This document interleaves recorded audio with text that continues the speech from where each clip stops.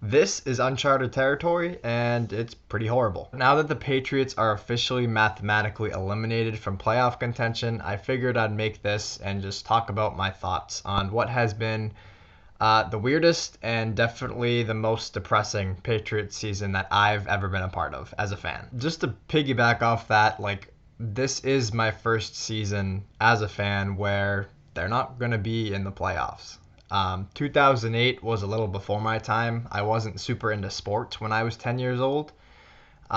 So, like, this is completely new to me.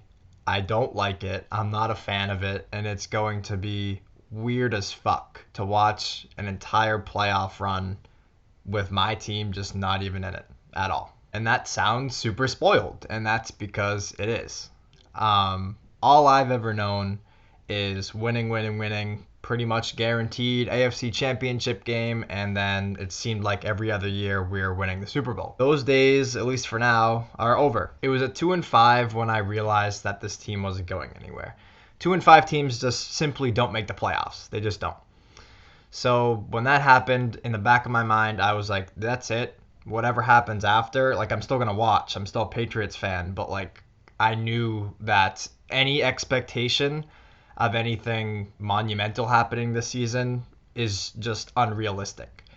So when they did string a couple wins together against pretty good teams, Arizona and Baltimore, um, people were getting excited, like maybe they can get in. They can, they're on a little run here. Maybe they sneak in as the 7th seed. And I was just like, they're not that good.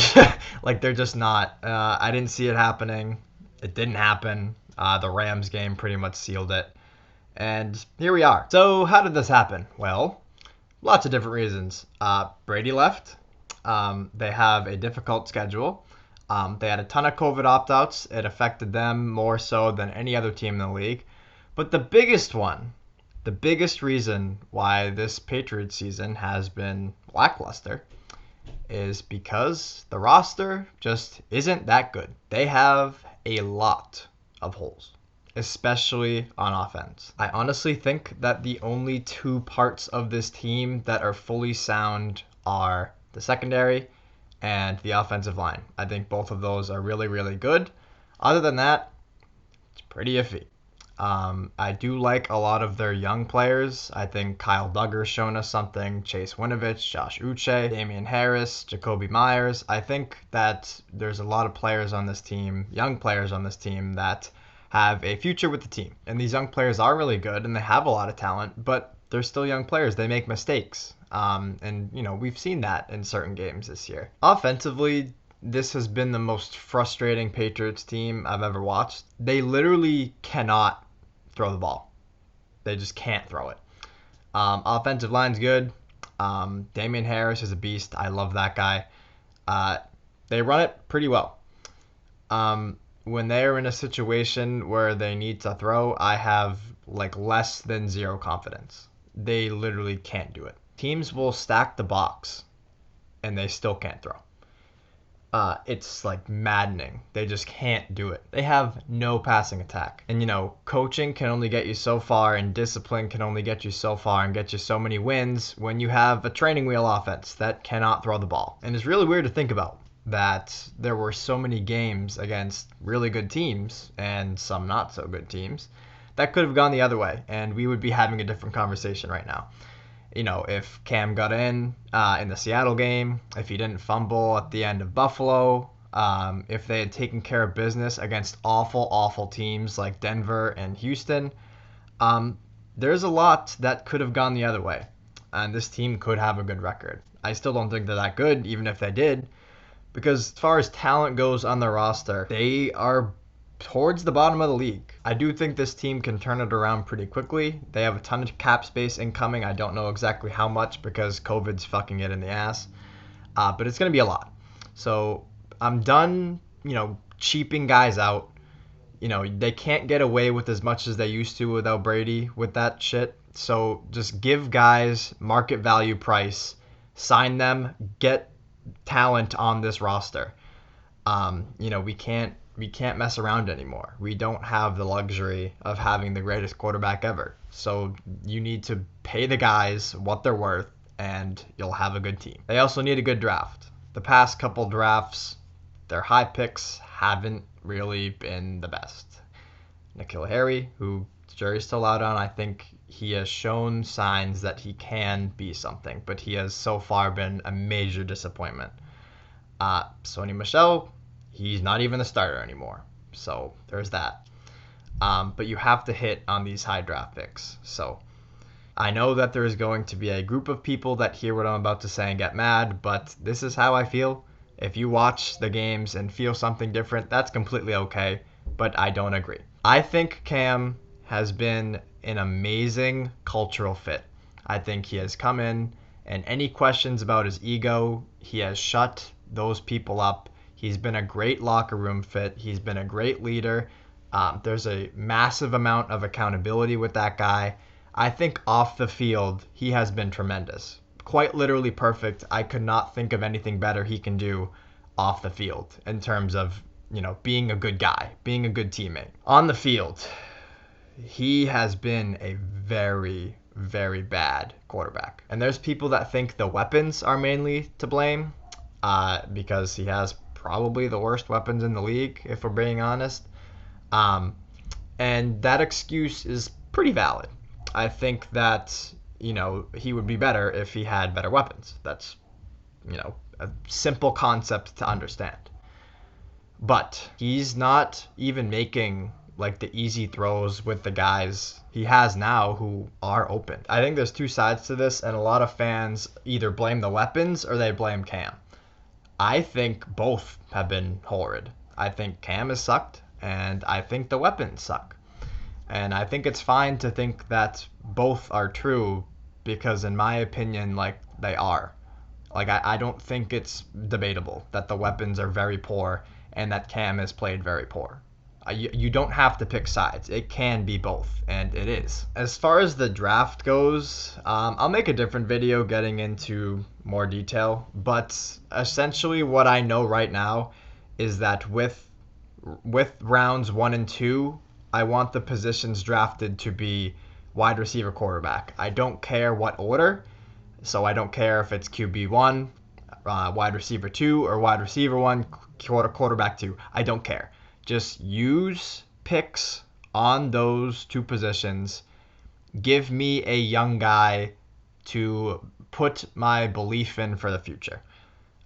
Give me someone to believe in. Make me think that this franchise is looking for the next long-term quarterback, because right now I don't know what they're doing. I have absolutely no idea. Like I said, that's what I'm rooting for. I don't know what their plan is. I don't know if they're bringing Cam back. I don't know if they want like a bridge guy, like to bring in someone like Jimmy Garoppolo or a Matt Stafford or like a fucking, I don't know, Carson Wentz. Like this, there's so many different options here. And I'm not saying that I particularly want any of those guys, but what I do know is that I'm pretty much open to anything other than the current situation they're in. Give me someone new. Give me someone who can throw. Draft a young guy. Let him develop. Put your future in something. Because right now I feel like hollow about this team. They should have a quick turnaround with this. You have a good draft. You pay players with all the cap space you're gonna have. And they should be in a pretty good spot. They should be back to competing. Next year might be a little early, but like next year, if they pick the right guys and they have a good draft, like it should be next year. The first round pick they currently have, it kind of sucks because, they're not good enough to be in the playoffs. So we're not going to have that, but they're also not bad enough to have like a super high pick to be really excited about. It kind of sucks because you're not on either side of that. So you're in the middle, a no man's land, and you're like I don't know who they can get. Kyle Trask, Mac Jones, Zach Wilson. I'm not a college football expert, so I have no idea when those guys are gonna go. But just give me something. For the last 2 games, I don't know if they're going to do this. It doesn't seem like they are. Maybe for the last one against the Jets. I want to see what Stidham has. I want him to get a full week practicing with the first team. And I want to see what he can do with the full week of practice as the starter. All we've seen him as is a mop-up guy. He comes into these late games when it's a blowout, and he's just there to basically kill the clock. It's an unfair spot to put him in and then evaluate him based off of that. So I would like to see that, because if there's something there, maybe that's something to get excited about. But I don't know. I have no idea what this team's plan is. I'm excited because, Bill is smart as fuck. And I do believe in Bill. He's had some questionable GM decisions over the years. But, I've said this before. I'm excited for him to be the one to kind of lead us into the next generation of what this football team is, like, post Brady. And I still am. I still feel that way. So, the best thing they can do now is have a good draft, address the quarterback position, and use the cap space they have wisely. And then next year, they should be in a pretty good spot. Will it all play out that way? I don't know. I have no fucking idea. But we'll see. We're all in this together. So, but what we're going through right now, it sucks. But like, it's okay. We're gonna live through one mediocre year. We've been so blessed over the past 20 years with constant winning and countless titles and Super Bowl appearances. And now it's over, and it sucks and it feels weird, but I'm so eternally grateful for that stretch and that I got to grow up witnessing the second half of that as a fan myself. So like, I can't be like super angry about one struggling year. Like, I don't know. I think it's because of my expectation. Like, before the season, I said they'd go 9-7 and make the 7th seed, as in the playoffs. And like, as I was watching the team earlier on in the year, I was like, they're a little worse than I thought they were gonna be. So my expectation shifted a little bit. And as it's played out, this team's been confusing, but it's also played out in a way that like, it's unexpected, but also kind of expected. I don't know if that makes sense, but that's the way I feel. So when I'm watching it play out, I'm like, well, I kind of saw that coming. So I can't be super angry about some of the stuff that a lot of other people are. Like, it is definitely frustrating to not be able to fucking throw the ball. But like, they haven't been able to throw the ball the whole year. Like, and I'm watching it and I'm like, well, this is more of the same. Like, I expect to not be that good. So yeah, like, it's okay to not be good for 1 year and to be a little mediocre after all the success that we've had over the years. It's all right. We'll be fine.